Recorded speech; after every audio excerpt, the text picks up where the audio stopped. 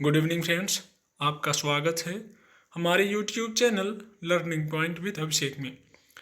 दोस्तों, अगर आप चैनल पर नए आए हैं तो चैनल को सब्सक्राइब कर लीजिए और बेल आइकन प्रेस कीजिए ताकि आपको रेगुलर डिक्टेशन मिल सके।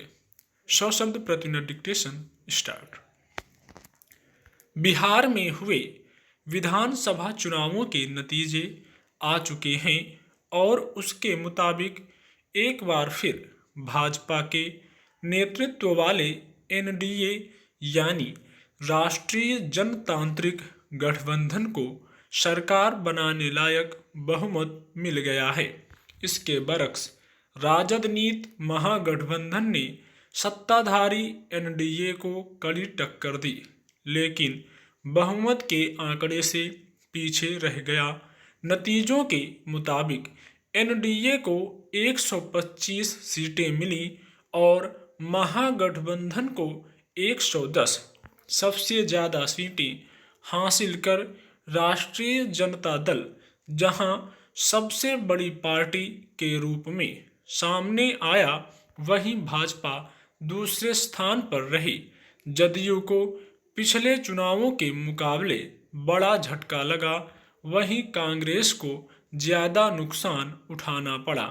दोनों मुख्य प्रतिद्वंद्वी समूहों के बीच जिस तरह का सामना हुआ वह राजनीतिक रूप से एक तरह के रोमांच से भरा रहा।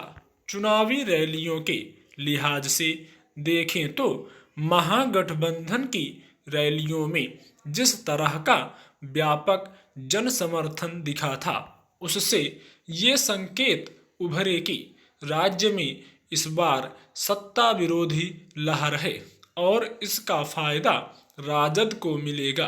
दूसरी ओर चुनावी रैलियों में अपेक्षया कमजोर प्रदर्शन के बावजूद एनडीए को सत्ता के बचे रहने का भरोसा बना रहा। काफी जद्दोजहद से भरे टकराव के बीच आखिरी नतीजों ने एनडीए को एक बार फिर मौका दिया है। जाहिर है, अब सरकार बनाने के लिए किसी नए समीकरण की जरूरत शायद नहीं पड़े और भाजपा जदयू का सहयोग इसके काफ़ी हो।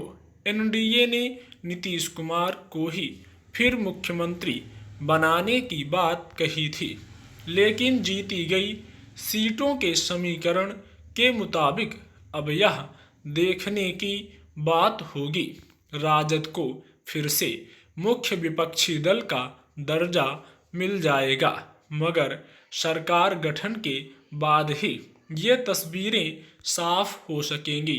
बहरहाल बिहार में इस बार दोनों तरफ से जिस तरह की राजनीतिक व्यूह रचना हुई थी, उसने मुकाबले को काफ़ी रोमांचक बना दिया था।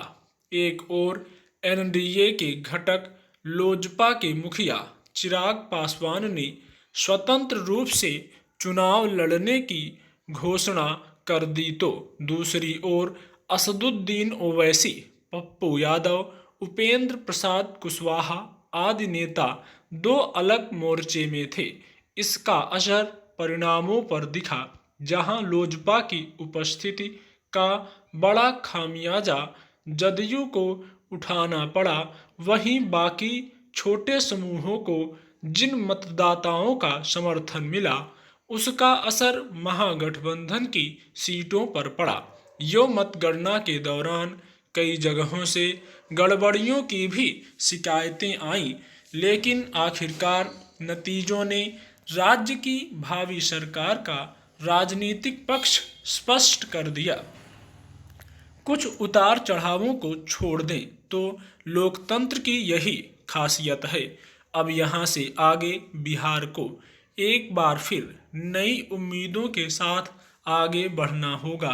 इस बार शायद सबसे अहम बात यह रही कि कुछ नेताओं के भावनात्मक मुद्दों को हवा देने की कोशिशों को छोड़ दे तो पूरे चुनाव में वोट के मुद्दे नौकरी, शिक्षा, स्वास्थ्य, खेती और विकास के इर्द गिर्द सरोकार वाले मुद्दों पर केंद्रित रहा। इस दौरान अलग अलग पक्षों की ओर से जिस तरह के वादे किए गए, उसने निश्चित रूप से राज्य की जनता के बीच अपेक्षाएं पैदा की।